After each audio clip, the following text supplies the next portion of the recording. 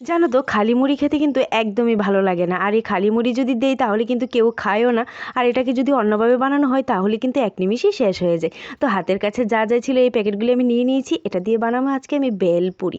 আর এই ভেলপুরিটার জন্য প্রথমে আমি মুড়িতে দিয়ে দিয়েছি পেঁয়াজ কুচি, লঙ্কা কুচি, টমেটো কুচি আর ধনেপাতা কুচি আর কিছু বাদাম। এখন একে একে করে আমি প্যাকেটগুলি ছিঁড়ে নিয়ে এইভাবে আমি সবগুলি একসাথে মিক্সড করে নিচ্ছি। এখন তাতে দিয়ে দেবো সামান্য একটু আমচুর পাউডার আর চাট মশলা, আর সামান্য একটু নুন, লঙ্কা গুঁড়ো, উপর থেকে দিয়ে দিলাম একটু লেবুর রস, আর ঘরে পাঁপড় কিছু ভাজা ছিল এগুলিও অ্যাড করে দিলাম। তো এখন সবগুলি একসাথে মিশিয়ে নিলে কিন্তু রেডি হয়ে যাবে ভেলপুরি। আর এই ভেলপুরিটা কিন্তু খেতে অনেকটা টেস্টি হয়, একদম দোকানের মতোই কিন্তু খেতে হয়েছিল। যাই হোক, বানিয়ে তো নিয়েছি, আজকে খেতে গিয়ে আমার যা অবস্থা হয়েছিল, মুখে দেওয়ার পরে কিন্তু আমার একটা লঙ্কা কামড় পড়ে গিয়েছিল, আর এতটা ঝাল ছিল লঙ্কাটা কি বলবো।